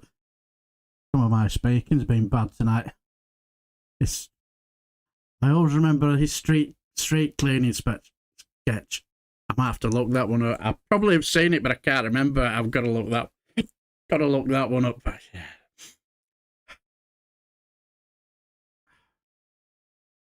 Let's have a good giggle. It's after Keir Sausage Gate, Sky News plays clips of when other politicians made gaffes. Now, somebody said something about the sausage gaff that I thought, that's an interesting way of looking at it. Do I agree? I'm not so sure. But anyway, watch this. Of raising taxes is to pay for public services. We are raising more money for the rich. We want to lead the world in preventing tourism. And we not only save the world, save the banks and save... This is the work I will do as Foreign Secretary, banging the drum for Britain abroad. Mark my words, we will make Brexit a success. Now that's one word that wasn't meant to come out like that, was it? It's bringing our joy for tonight, Isha and Dale. Honestly, we've all done it, right? We've all done it, and it was just such an because it was a really serious part of the speech. It was really important what's happening in Gaza, but then it was just, and everyone was going, did he actually see? And also, look, you know, I've been coming to conferences for a long time. As a feminist, I sometimes think Labour conference is a bit of a sausage fest, but we didn't expect to see literally the word sausage. Everyone's like... Brilliant. I got a feel from him. He must have just, like, he was probably just haping his head, oh, it can't have been that bad, and then just hear it back and you're like, oh no, that wasn't Also, great. I think when you're in the moment like that, you've got no choice but to plough on. You've just got to, like, literally, either you stop and make a joke about it, but because of the seriousness of the nature, you can't just be like, ha, ha, ha, laugh it up. So he just would have been like... Maybe maybe in the moment. I didn't see any reaction. He might have missed it. It's true. I missed it, actually. It's true. At the time, I half missed it as well. And also, to be honest, I've definitely misspoken on air. Unfortunately, all my gaffes are actually too expletive-ridden to actually put on TV to show you. But at times, I've said things without realising. Of course, and also, I mean, John Prescott famously used to sort of make all these gaffes. I mean, he did one on the radio, and I think he might have done an expletive and said, is this a pre-record or a live? And they were like, it's a live. But look, these things can happen. I remember when I was working with Ed Miliband, and he made a speech which he memorised. He didn't even have notes, so he committed it all to memory, and then, you know, we were all following it, you know, as the press officers and the advisors, and then it got to the section on the deficit, which was really important for the Labour Party. The Tories were attacking us hard on the deficit reduction plan, and he completely forgot the whole chunk on the deficit, and we were all just reaching for each other's hands going, what's going on, what's going on? So these things can happen. I remember Theresa May, where all the things started falling off the... Yeah, the things off the stage. Yeah, and she had her coughing fit, and someone gave her a P45, so... And then things get in your head as well. Like, the breakfast Brexit one. The first guy did it, and then I just remember there was a whole series of other people just saying breakfast when they meant Brexit. Yeah, I just done it again. The other thing was Jeremy Hunt became quite a difficult thing. Not even. Yeah, I mean, I'm just putting it out there. Sorry, I'm just saying. I mean, I felt sorry for everybody involved in that. Yeah. Let's not have that one on our minds. I love the idea that maybe the auto cue was sabotaged. Oh, that's fun. a good conspiracy theory. I like it a lot. But it's fine for you because you're a vegetarian and vegan, so you don't have any sausages anyway. I love sausages, but obviously not meat ones. Yes. Now, I saw a bit of a tweet from somebody, and I thought, that's interesting, and I thought, well, he basically tried to say that he wonders whether Keir Starmer put that in on purpose to try and deflect from these freebies that they're getting. I'm thinking, on such a delicate subject like what's happening in Gaza and Israel, I'm not so sure I agree with you there, but because like he said, well, he's a lawyer and he's quite, he works on this sort of stuff and putting things into to sort of like trick people and this and that, and I thought, no, I don't agree. I think what it would be a case of I think probably a bit of a typo error, and I have a funny feeling he probably didn't even get somebody to ghost proofread it, and I think that's just probably what it is. He probably realised, have I just said sausages? And I release the sausages, and he think, well, you can't pull a face, just get on with it. And I just think that's more of it. He just made a gaff. Can you please get me up on today on the dress business, please? Is the heat on because he declared it as he was supposed to? If I'm honest, I get the feeling there's a little bit of both. I think do get the feeling there's a little bit of both. And I don't think Labour have really helped themselves. Because I don't think, don't justify the nonsense. I'd have just said what rules have been broken. And if they said, yeah, but it's not a good look, and then, what? By playing by the rules? I'd have just said, where was your fake outrage when Lord Bamford was giving food to Prime Minister? Couldn't Boris Johnson afford to buy his own food? And I just think they've sort of like made a bit of a mess of it, of Labour a little bit. And I said it with my wife, we were having a conversation about, and I get the feeling that it's a little bit a case of it's far easier to reach the top of the mountain, I suppose, in a way, than it is to stay on top of the mountain, if you know what I mean. And I think that's where the going problem, you know, if there's a cowpat to step in, yeah, I think you're onto something there, Scott. If there's a cowpat step in, Labour will step in it. Yeah, I do. I get the thing. They're making things far more hard work for themselves, and on that, and if they're still carrying on about about these freebies, just say, well, why don't we? Clearly, the public are not happy about the rules that are set in place that we've not broken. Maybe we should go into Parliament and change the rules. Let's see how many Conservative MPs will vote for doing away with donations. I don't think many of them will be too keen on it. But yeah, I think there's a little bit of both in it. I understand the optics, but I also think that Labour have made a pig's ear of it themselves a little bit. Made it more hard work than what it is. Yeah, I just found that quite fun. I love Seth Meyers, you know. Wasn't Labour the party of abstaining? Now that I don't know. They've abstained on a few things, haven't they? But yeah, brutal explanation how weird JD Vance's response to Mark Robinson's scandal is a must. Yeah, mental. This Mark Robinson scandal. You just couldn't make it up, could you? You just couldn't make it up. Mental. I love Seth Meyers. He always makes me chuckle. So the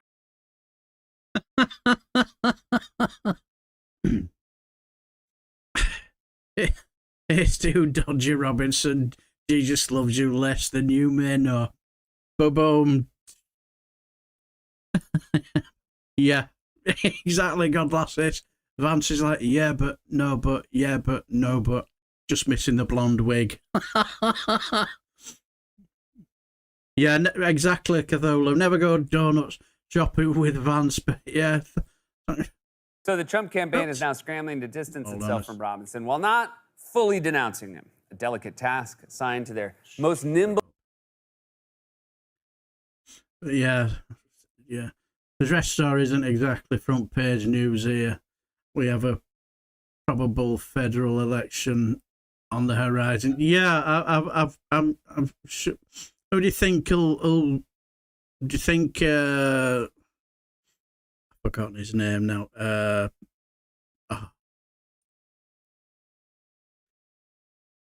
forgotten his name. The one who enjoys pushing back his hair and annoying all the Trump supporters. Yeah, exactly, Sir Larry. Yes, I'm just imagining Paul Simon playing the guitar and Art Garfunkel belting out the tune. So I know what you mean. And a provisional one in BC. Is that British Columbia next month? Yeah, Trudeau. Yeah, I couldn't think of it. Their name is just kind of memories like a sieve at the moment.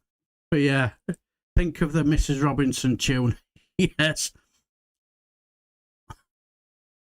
Yeah, Mark Robinson had a dream. He went to the top of the hill where the master's house was and looked out at the fields to see the black folk working for peanuts farmer. Yes. So is it possible that Tories will be booing the other side of this year's that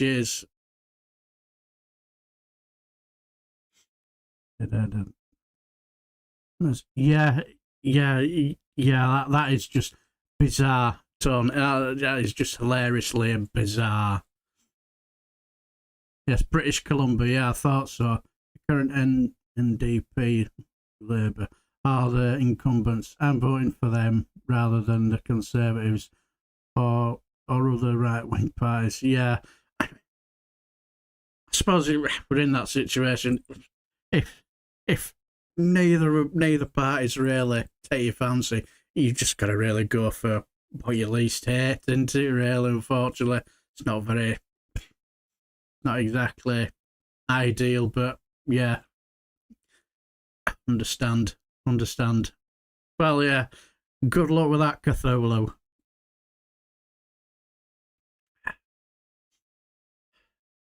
I found this young lady hilariously funny. She's brilliant. Calling women stressed, poor and depressed. True, Trump really knows how to flatter a lady. Oh, she knows how to get them all into a lather. Let's start with Donald Trump. According to polls, he's deeply unpopular with women. Maybe it's because of his legally adjudicated record of sexual assault. Maybe he forgot their birthdays. It's hard to say.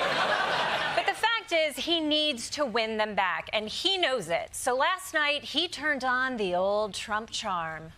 Sadly, women are poorer than they were 4 years ago, much poorer, are less healthy than they were 4 years ago, are less safe on the streets than they were 4 years ago, are more stressed and depressed and unhappy. Ooh! Excuse me, you really know how to flatter a lady. Please tell me more about the bags under my eyes. I love how he's acknowledging that we're stressed out as though he's not the one stressing us out. This is like Boeing being like, weird how people seem so freaked out about air travel these days. Although it's not true that all women are poorer, E. Jean Carroll seems to be doing pretty well.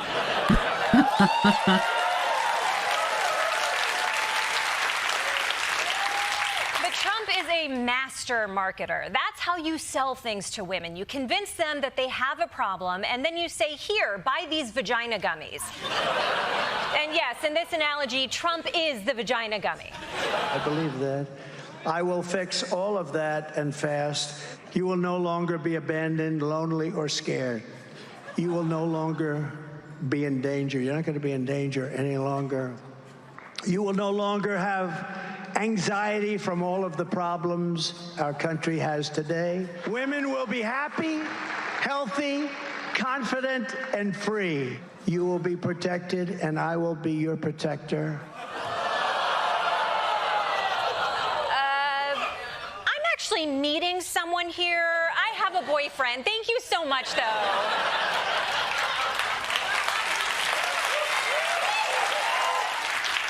I know what you're thinking. How can Trump expect women to support him when he took away abortion rights? Well, luckily, he has an answer for that. You will no longer be thinking about abortion because we've done something that nobody else could have done. It is now where it always had to be, with the states and a vote of the people. Yes, the states where women live. Remember that thing that you could always depend on because it was legal everywhere? Well, now it's up for a vote every 2 years in every jurisdiction forever. That feels better, right? No need to think. Don't think. Just don't think. Yeah. Jesus. Yeah. Oh, yeah, exactly. That's it. No longer be scared. Sure, yeah. Trump will put his name on any old garbage, towers, jets, casinos, and even Don Jr. Yes. Be there, protect you. Yeah, exactly. Laura Loomer has his ear, so he's going to get even more crazy. Yeah, I think I'm inclined to agree with you there, Tom. Yeah, he's a bit of creepy misogynist and weird as well. Let's be honest, I saw this tweet and I think it just highlights what a petulant child he is. I briefly watched the interview of Stephen Colbert on highly government subsidized PBS and I found it fascinating for only one reason. Why would they be wasting time and the public money on this complete and total loser? He's not funny, which he gets paid far too much to be. He's not wise. He's very boring, and his show is dying from a complete lack of viewers. Gutfield on cable is killing him. CBS should terminate his contract and pick almost anyone right off the street who would do better and for far less money. Or I could recommend someone much more talented and smarter who would do it for free. The good news for Stephen is that the two dopes on NBC and ABC are not much better than him. What a pathetic, whining baby. There's an old saying, isn't there? Nobody kicks a dead dog. If he's losing viewers and not doing very well, then why would you post that utter garbage and nonsense? Oh, thank you, Cthulhu. Really? Yeah, absolutely, Scott. Yeah, I totally agree. Thank you, Stephen. Thank you. Yes, I've been told you about me Trump impersonation. She's Oxford Dictionary will have Trump pick under the word weird. Yes. But yeah, I just think how pathetic here. Trump had Luma on his plane. She had his ears gripped well as he fell on his knees for help. Oh dear. But you just think, what a pathetic whining. This is an interesting little take. This is about the Fox News. You know, the Fox debate that they've been trying to organise. What I say is very interesting. The latest is, I actually believe, this is me talking, that the Harris campaign would do a Fox debate. It's the former president has come to the conclusion that there really shouldn't be another debate. Now, his reasoning, don't know. I always thought that it would be like a bug zapper in the backyard for the former president, and that he couldn't get away from the light of 70 million viewers, and that he would have to eventually, just knowing him, do it if it was on Fox and something he could agree to.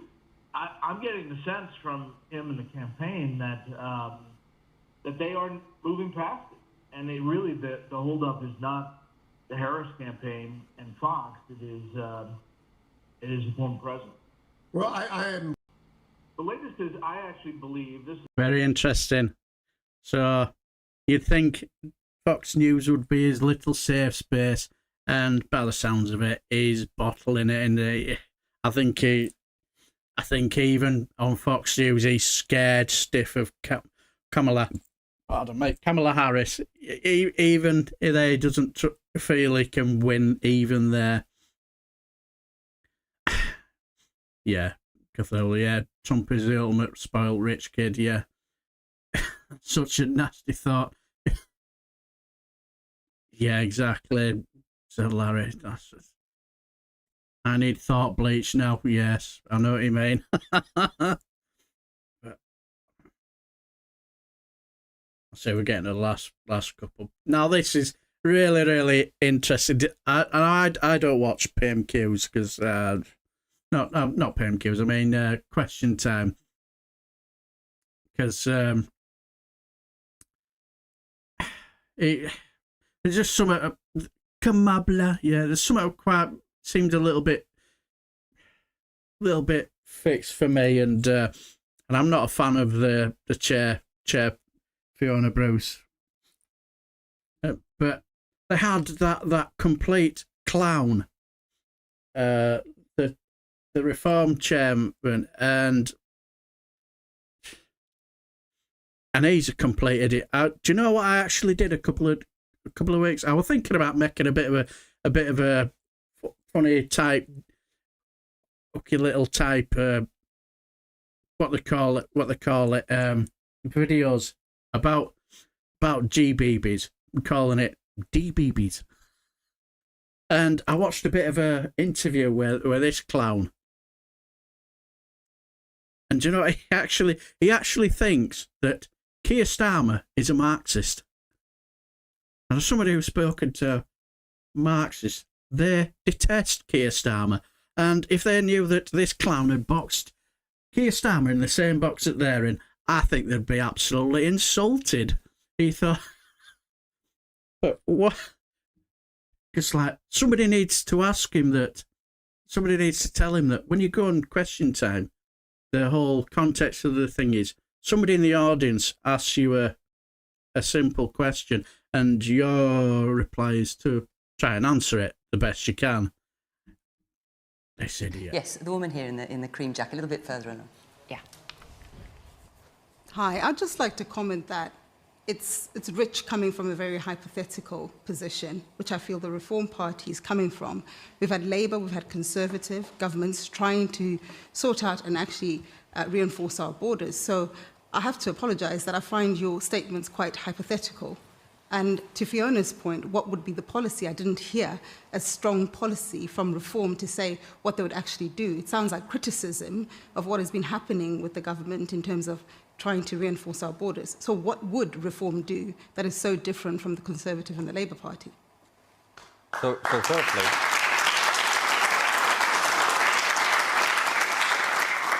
Now that seems like sensible, reasonable question, isn't it? Let's listen to his infinite wisdom. Clearly, another representative BBC Question Time audience, given Reform 1. OK, I'm just going to stop you there. I'm just going to stop you there, Zia. We have a representative proportion of people in here who voted Reform. And now, I don't know if any of you want to put your hands up. How many people voted let's hear for from one. Reform? We're going to get and ask your question, but let's hear from... 3. Well, no, it's not 3. I said who wants to put their hands up. That's a very different matter. What a snivelling, pathetic little ways. I saw him on that. He was doing a little excerpt with is it Michelle Dowerbury, whatever they call her. I have no idea, but she was not all there. Yeah, exactly, Tony. So far to the right that he probably thinks Starmer is Karl Marx reborn. Yeah, it's stuffy. And what I found hilariously funny was the fact that he could say whatever the hell he liked. He had his belly proper tickled, and they had somebody who was she worked within Tony Blair's government as a spokesperson or an expert. I can't remember what she did, and it was a case of as soon as she got 3 words out, she was butting in, and he was butting in, and he was allowed to butt in, and she just butted in, and she barely got anything to say, and so he's clearly got so used to having his belly tickled, and but what an absolute turnip. Yes, absolute. We all know Narine Skinner doing her wonderful. So we'll get through these last couple because these are some belters. Doing her wonderful Mad Nad impersonation. Absolutely hilarious. Let's just welcome in the weekend with a couple of belting, funny videos. Talk TV host, author, Daily Mail columnist, and what's the other one? Oh yeah, XMP of Mid Bedfordshire. Oh my gosh, I always forget that one. And welcome to Have I Got Views for You? Because do I have views for you? Oh my gosh, yes I do. I am absolutely disgusted, everyone. I am appalled at this disgusting, pathetic government. I mean, even if we can call them the word government, more like a pathetic lying pack of hypocritical losers. Am I right? Gosh, I am so angry I can't even talk about it. Let's talk about numero uno, Angela Rayner. I mean, who does that woman think she is? She has just landed the job of her dreams as Deputy Prime Minister of this country. And yet, she is off gallivanting in New York, in Ibiza, on prepaid trips that she didn't pay for. I mean, she should be working hard. What a hypocrite. And yet, people give me stick, but I worked hard. Instead, she is out there getting filmed on camera, probably flirting with men, dancing. I would never do anything like that. It is pure unprofessionalism. All I would ever do is disappear for a couple of months. That's dignity. And then people have the audacity to have a go at my gorgeous, talented, hunky boyfriend. I mean, friend. Oh my gosh. Can we cut that bit? Boris Johnson. I mean, Boris would never do anything wrong. All he ever did was have a few little parties at a social distance in this country, not in Ibiza. And yet he is the one that had to go to court about it. I mean, if we're going to be locking anyone up, it should be Angela Rayner. Don't even get me started on numero 2. Angela Rayner and Keith Sausages. Who do they think they are, accepting wealthy gifts from all of these rich donors? You know, photography, hospitality boxes, going on holiday. It is beyond incomprehensible. It is really filthy and disgusting and hypocritical. Boris Johnson would never do anything like that. Do you know what? That man was given so much more. He was given whatever, you can name it, he got it. Houses, holidays, gifts, clothes. You know, he got given it to him. And do you know why? Because he was adored If there was a crime, it was that he was loved. And that's not a crime. Yes. His only crime was he was adored. I love the way she glubbed down the one. Top class. I think this is absolutely brilliant. Oh dear. This is absolute genius. There's two. I'll play these two because they're basically from the same. So it's like senior strategist for the J.D. Vance campaign spoke at Springfield, Ohio about the Haitier, and these two. You'll recognise the second one. Absolute genius. Yes, exactly, Spaff. Everybody adores Spaffer. These two, genius. Mwah, enjoy. Maximilian Clark. I am here as the local representative for the J.D. Vance office. The senator thanks you all for your support, the same support that put him into office. I am personally appalled that a Republican elected in Ohio would say that something that we made up isn't true. Do you know how that makes us look? How it makes the senator look? Lazy, incompetent, cruel? Hey, please don't make your comments, please. We need to get in line. We do not win this November without immigration chaos. That is why we torpedoed Senator Langford's bipartisan immigration bill. If people aren't talking about how immigrants are eating all the fish from Finding Nemo, they might actually want to talk about our economic policy, which, can we dim the lights? Thank you. No. Thank you. So this is our plan to fight inflation. And the best part about it, it's whatever you want it to be. That's right. Once you start writing stuff down, it gets messy, it gets complicated. And it's hard. It's hard to fight inflation. Like, apparently, putting a tariff on all imported goods and having a national 22% sales tax makes prices go up. Who knew? Wouldn't it be better just to talk about how immigrants are stealing car tires to set them on fire because they want the air to be stinky? Look, we don't want to divide this community. We don't want to bring extra strife to this community or the Haitian community. The senator is open to making up a new conspiracy theory. Here, can we have the lights back up? Thank you. I'm going to need a country. I heard Guatemala. Sir, you just direct your comments to me. Oh, perfect. Verb, please. Please stop. Yeah, bird arson. Bird arson. Thank you. Got that. Sir, listen, are you done? Our only popular position is that being mad at immigrants for trying to use social services that we're trying to get rid of entirely. Our entire real platform is just about getting rid of overtime pay, labor unions, getting rid of the minimum wage, building submarines, invading Mexico. We wrote this down. This is part of our platform. But hey, no taxes on tips. Am I right? And if you don't support us, the Guatemalans are going to come for your birds, and they're going to set them on fire. I will now open the floor to questions. Walter Madison, please sit down.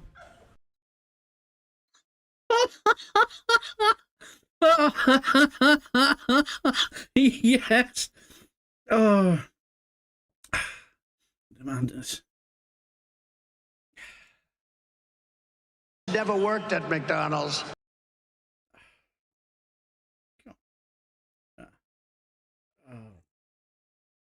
Right.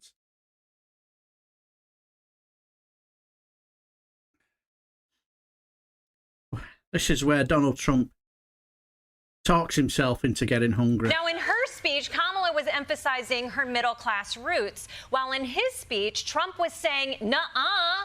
She never worked at McDonald's. It was a fake story. It was a fake story. She said she worked at McDonald's and she didn't. It was a lie. She never worked at McDonald's over the hot French fries. I think I'm going to a McDonald's in 2 weeks, actually. The hot French fries. Never worked over the hot French fries. Did Trump just talk himself into getting hungry? She never worked over the piping hot fries. So crispy and salty. Each bite a perfect... We should go to McDonald's. Let's go to McDonald's. Let's go. So Trump's new conspiracy theory is that Kamala Harris never worked at McDonald's when she was young, which to him is basically stolen valor. How dare you disrespect our men and women in uniform? Those people served with honor and with extra ketchup packets, if you ask. And yes, it is ridiculous that Trump is asking to see Kamala's birth certificate. This isn't the kind of thing you would lie about. It's not like sex with a porn star while your wife is pregnant.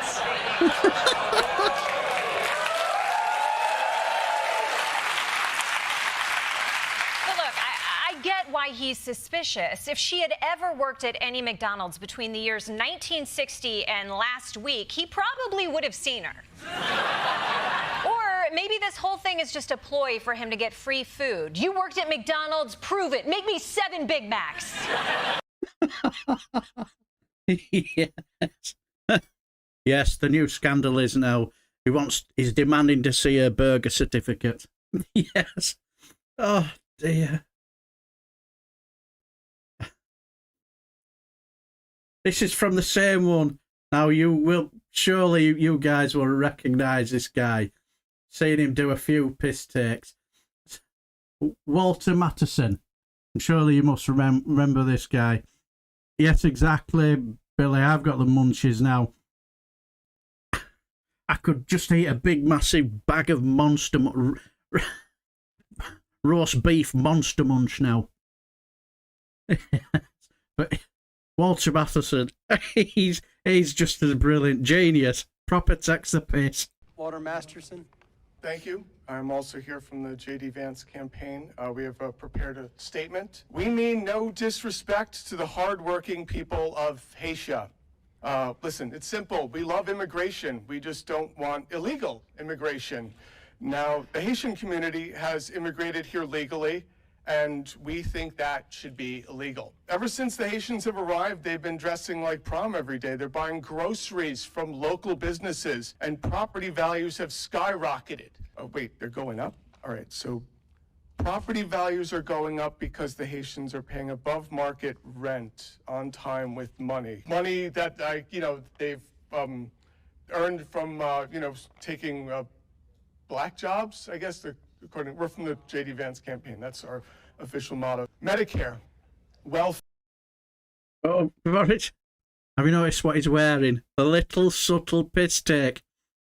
The Heritage Foundation hat. Genius. Fair. Food stamps, homeless services, these are all programs we've been trying to cut for decades. And now immigrants are using them to become functional tax-paying citizens. We believe in the American dream over at the J.D. Vance campaign. And in order to achieve that dream, we need to stop other people from that dream. America. Hey, would you please? Okay, officer. Proper taking piss.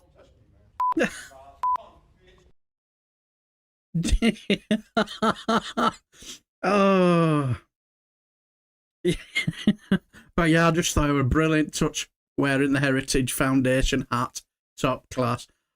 Oh, has anybody seen this little clip? This is old, but I'd forgotten about this. I'm going to miss this out, but it's only a couple of minutes. I think got this and one more, and then we'll call it quits. But this is genius. She scours him. Absolutely. Makes him look a complete idiot. And there's one bit where you see,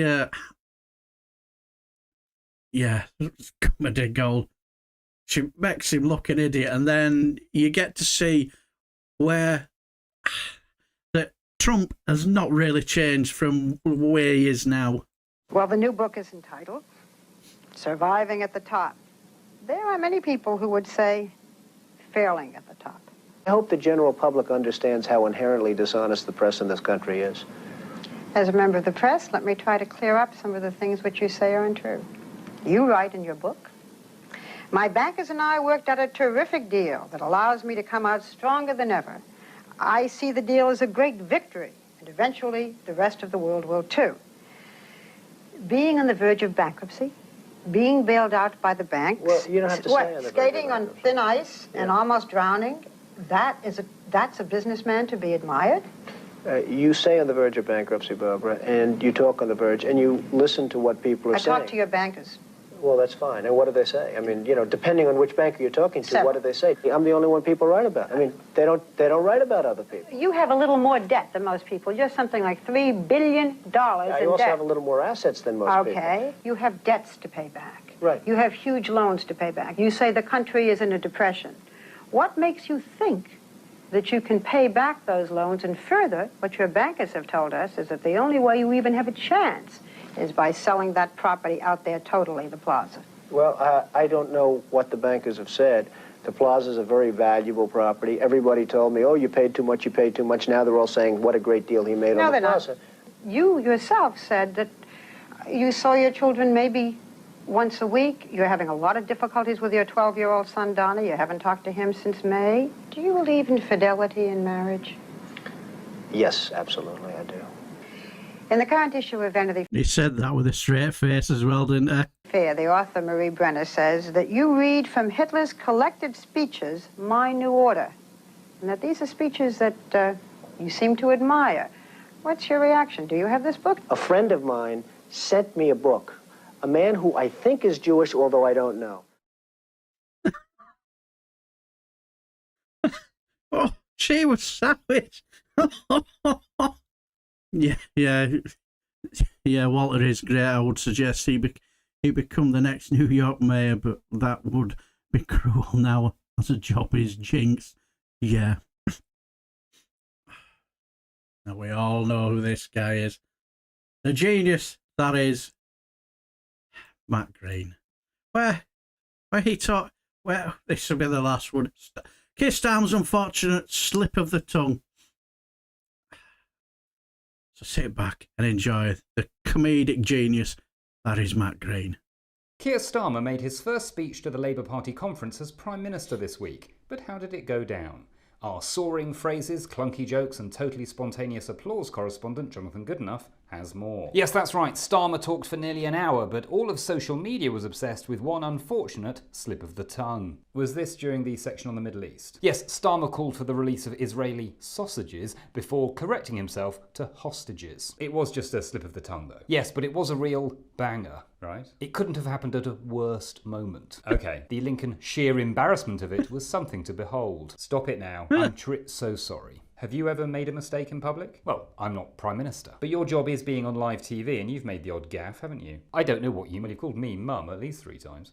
I think you once called Rachel Reeves Daddy. Can we move on? So, apart from that slip of the tongue, what did Starmer say? Well, he said nothing about the donations scandal that has dominated media coverage this week. The scandal about him declaring gifts in kind according to the rules. Exactly. People are outraged, or at least we're doing our best to get them that way. So if he didn't talk about that, what did he talk about? Oh, lots of things. I think at one point he said something about an end to the politics of easy answers and empty populism, and something about people who still hanker for the politics of noisy performance. Okay? But I wasn't really paying attention by then. I was too busy laughing at the sausage memes. How did the speech go down? Like a hot dog down a drink. One more sausage mention and you're fired.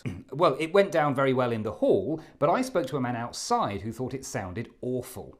Had he seen the speech? No, but I gave him a quick summary and he said he didn't like the sound of it. Okay. He was particularly bored with how Labour keep going on about how the Tories messed everything up. I mean, yeah, we get it. Move on. I mean, it's boring, is something he said. What was this man's name? Sorry? The member of the public you spoke to outside. Keir? Go away, Jonathan. Sorry, Mum.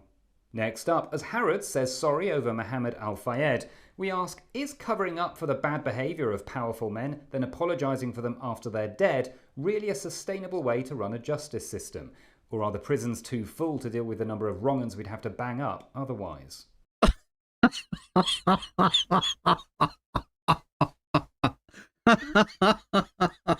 Brilliant. Oh, he's fantastic, isn't Matt Green? A top class. Oh, dear. Well,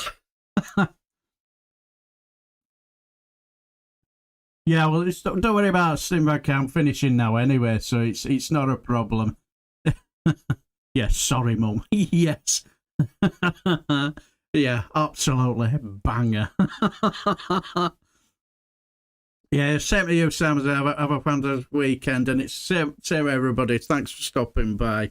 I hope you do have a fantastic weekend, and hopefully see you again for another bit of a Friday frolic, because it's something it's one of the things I do enjoy and look forward to, because it always makes me smile, and I just always enjoy it, and interacting with you guys, and having a good giggle together, and hopefully got yourselves all nice warmed up for the professionals, and made you smile. So anyway, without further ado, have a fantastic weekend and take care, my friends.